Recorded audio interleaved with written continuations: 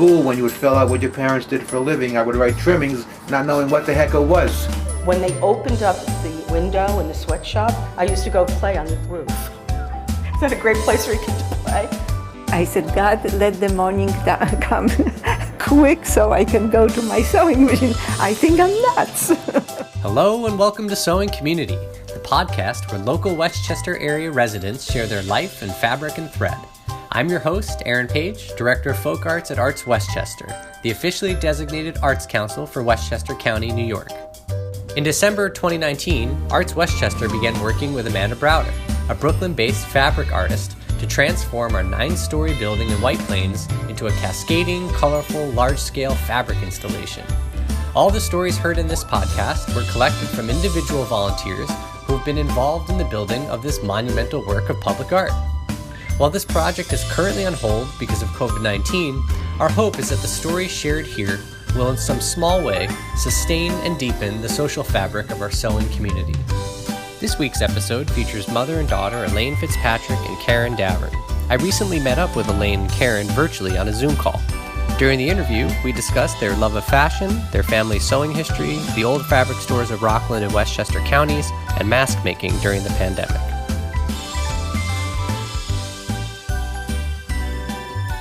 Hi, Alayne. How are you? Good. How are you? Oh, pretty good. Hi, Karen. How you doing? Hi. I made it. You made it. Oh, you have a cat. You see him? Yeah, I have a cat too. I think he wants to go out. Oh, Bailey, look. We all have cats. Only I can't pick my cat up. He wants to go out the window. Hold on. I'm Alayne Fitzpatrick, and I'm 78.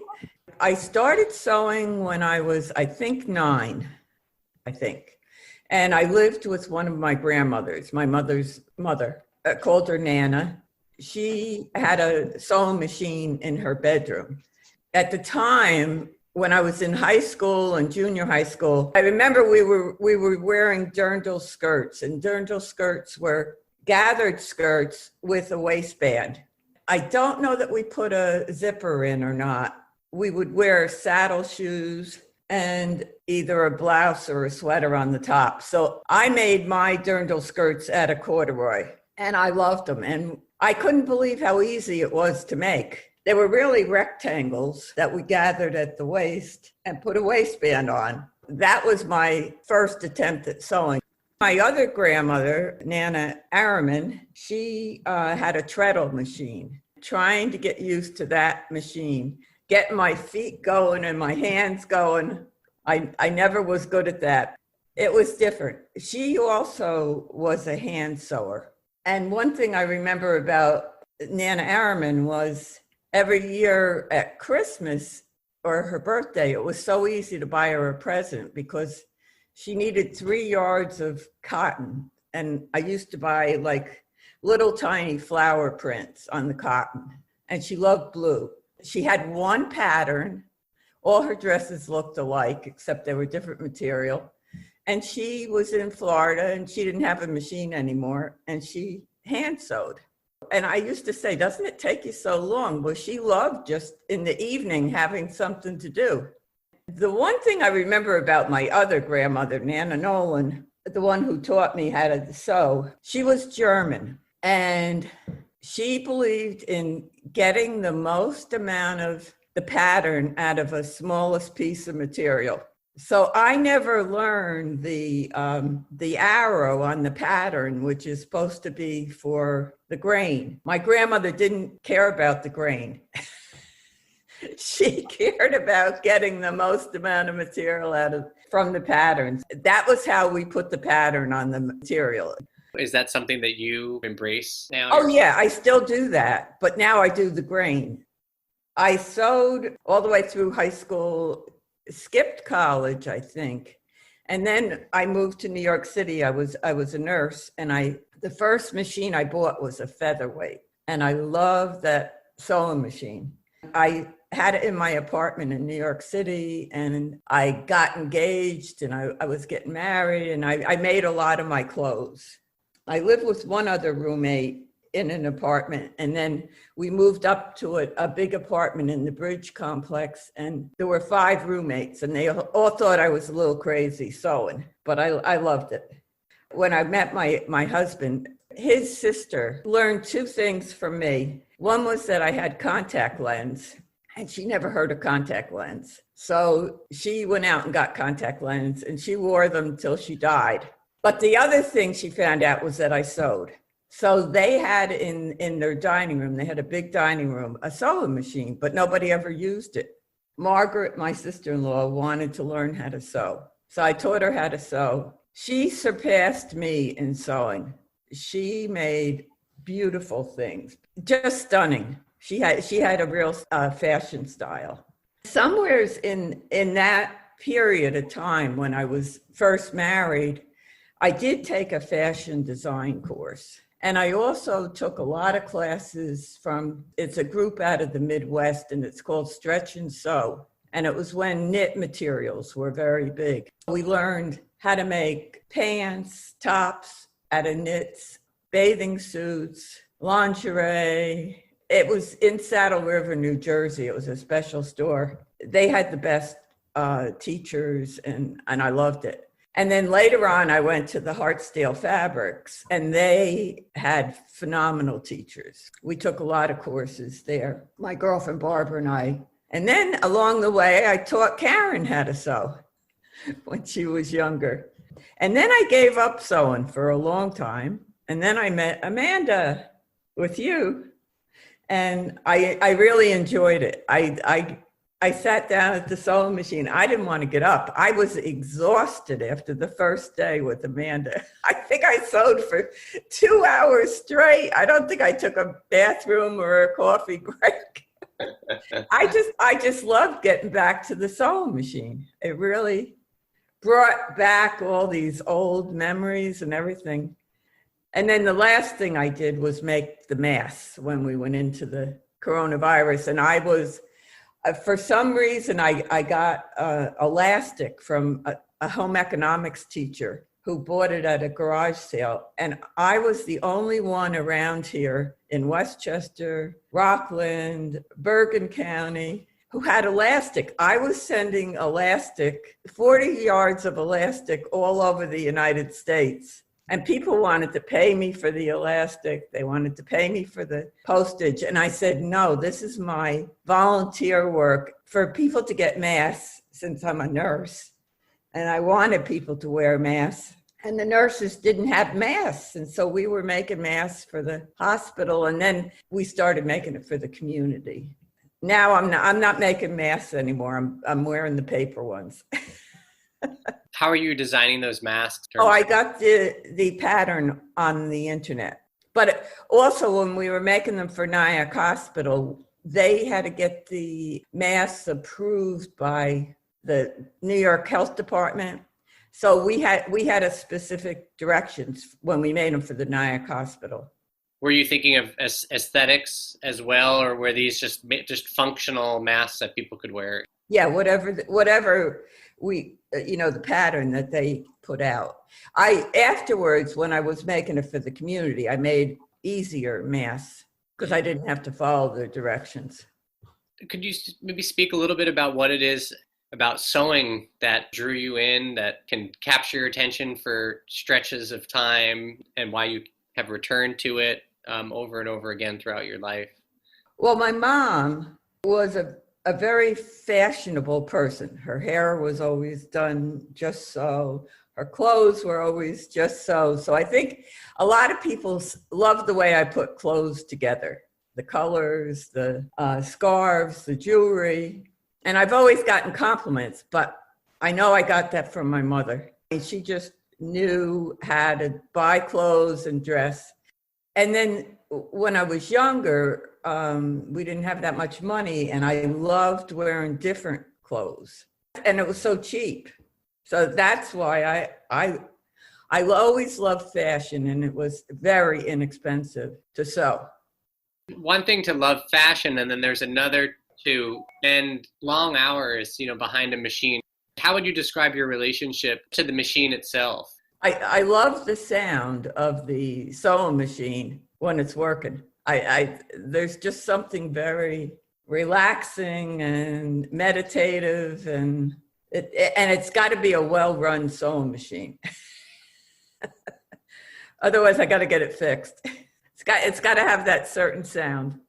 Yeah, but there is a certain feeling that I get when I sew. At one point, when Karen was young, we belonged to a Nyack Field Club, and I played tennis, and I made all kinds of tennis dresses, and they were different. Nobody else had that dress. How old were you when we were in the field club? I guess anywhere from 5 to 15, somewheres in that range. Because I was working part-time at the time, so I was probably sewing when you were in school. Karen, would you talk about your own relationship to fabrics and sewing? So I'm Karen Davern, and I live in the Bronx, in the Riverdale section of the Bronx. As far as sewing, I don't have huge memories from when I was young, but maybe it's like my mom said, maybe I was in school and she was doing projects when I wasn't home. I mean, of course I have some, and I have one that just stands out in my head. You're going to laugh, Mom. I was a teenager, and so we'd been sewing, and Mom had at this point like introduced me to sewing, and there was definitely projects under my belt. I don't remember details, but we made a bathing suit. We were making bathing suits. Do you remember that? So for some reason we chose white.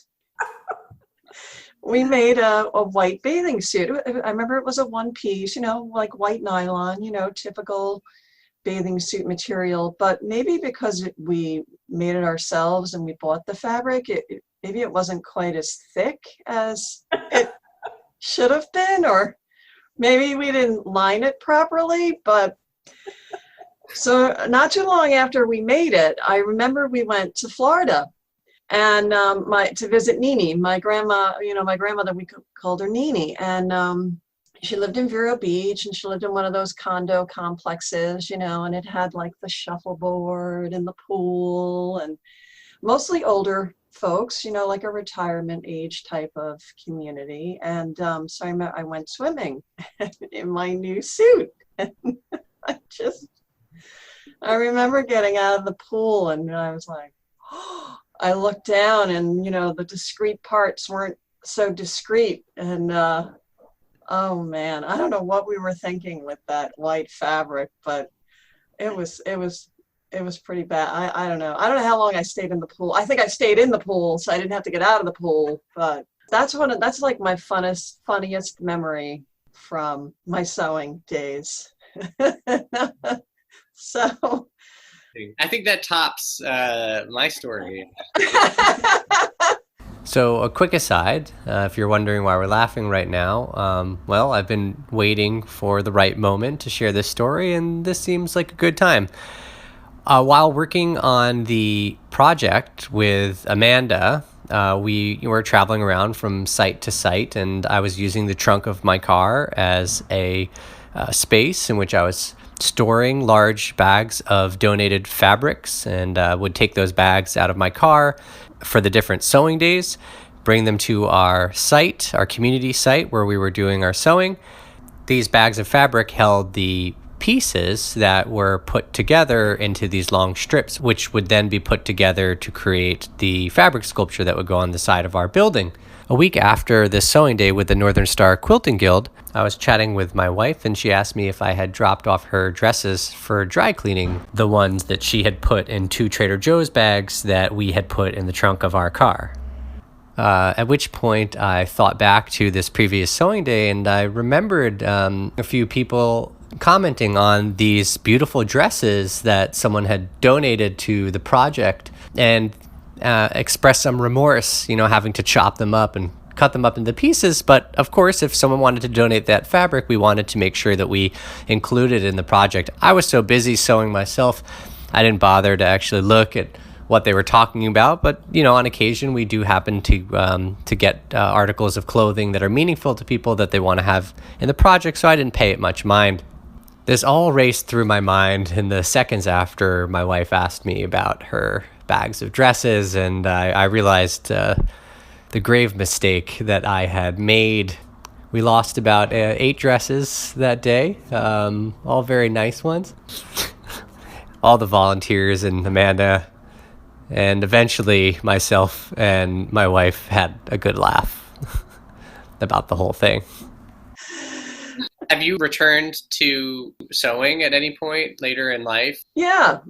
So I think for me, I definitely did some of the clothes with mom, like mom and my Aunt Margaret, who my mom already mentioned. We used to like have days, where we would get together, and I got introduced to the patterns, those tissue patterns, those various brands. And I used to go shopping with mom. Oh, pick something out. So I'd pick out a pattern, and then we would sew it, whether it be like a jacket or shirt or skirt, bathing suit. So, we tried out some various things when I was younger. But as I got older, it definitely went in more of the domestic route. I think curtains is probably the primary thing I've made in my life. But like I still have stuff hanging in my house to this day.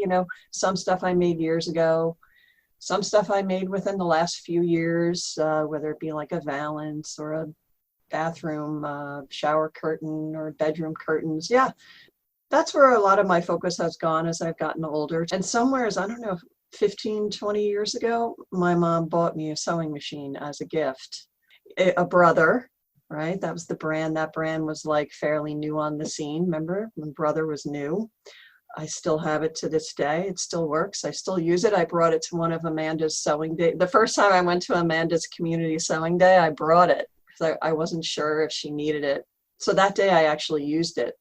But yeah, so some of the things my mom said really resonated, like that fashionable sense. That I think I have it too.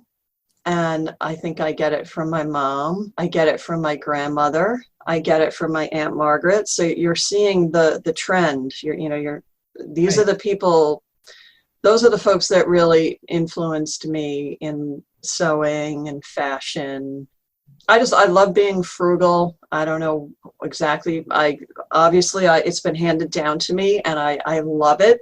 Like there's just something about making something out of not much, or something that you picked out yourself and then you saw it through to a result, something that you actually put your own little handprint on, so to speak. So it's fun. It's fun to get that sense of, I created it.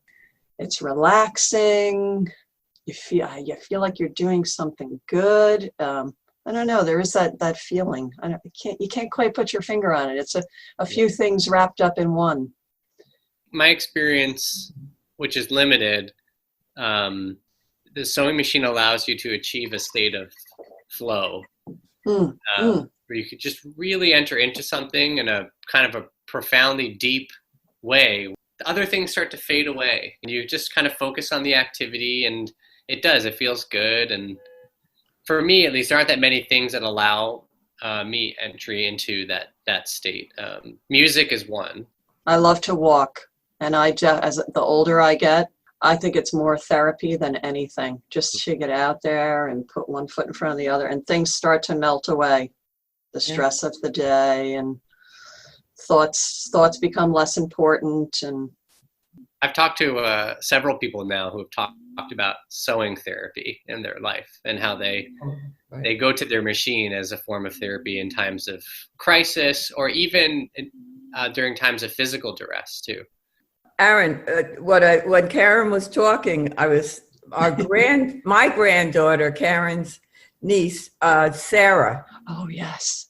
I don't know if you can see, but this is a school project. It's a vest that you can blow up, and it's for homeless people who can't get hugs. So she put it on a teddy bear, but this one you got to see.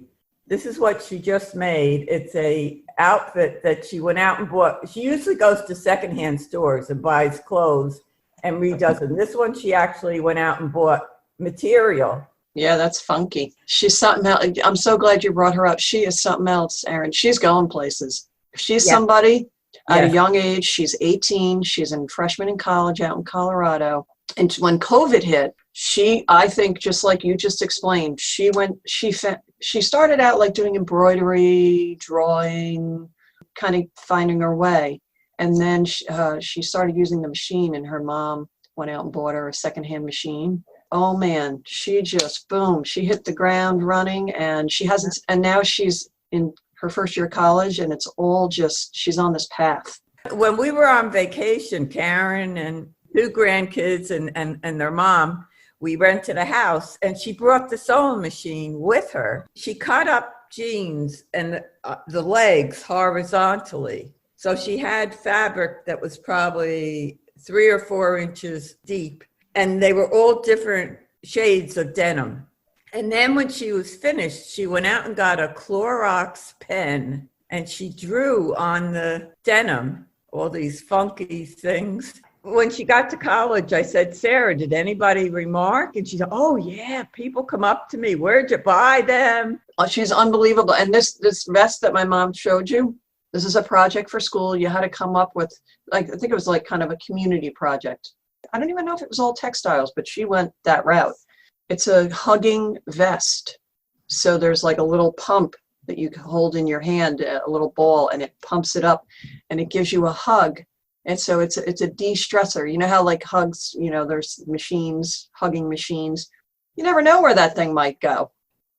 One thing that my sister-in-law, Margaret, she was a member of FIT, Fashion Institute of Technology, and she took me to 2 openings, and both of them were phenomenal.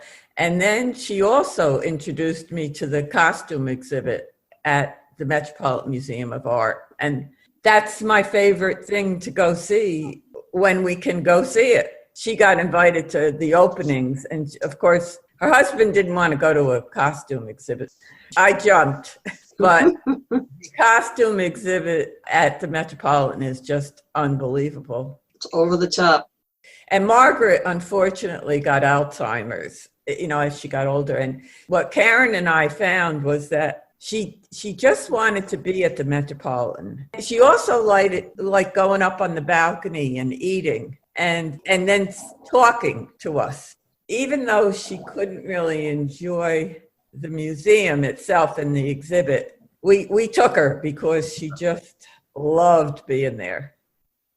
The landscape of fabric shops in Rockland and Westchester. I don't know how long you've been living in the area for, but if there's anything you want to share about fabric shops, places you've frequented that existed and no longer exist. I mean, I know Joann's now is like the go-to, but I know that there were many more at one time.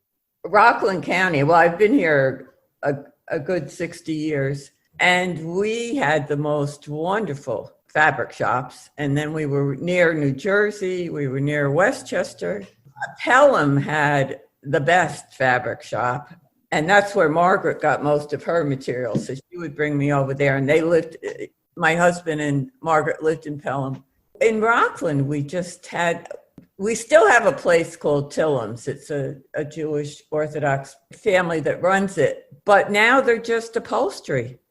There's no dress. I mean, I can still go there and get curtains and slip covers made. First of all, it doesn't pay anymore to make a dress. You can buy it cheaper and well made. You actually spend more today to buy material and the time it takes to sew it, if you're going to put a dollar value on that. I remember Tillam's. Yes. Tillam's, I mean, it was like this, I tend to use the word, football field of fabric. It wasn't quite that big, but oh my God, the amount of merchandise, the amount of material in that place. You could almost get lost. It wasn't gigantic, but it was crammed with stuff. I can't believe they're still in business. Wow. And the bolts are thrown. I mean, you got to go around. Yeah, it's messy. It was always messy. And then the other real one, which I didn't know as well. Tillham's I probably remember the most, but Hartsdale, Mom knew that place fairly well. Oh yeah. Better than me.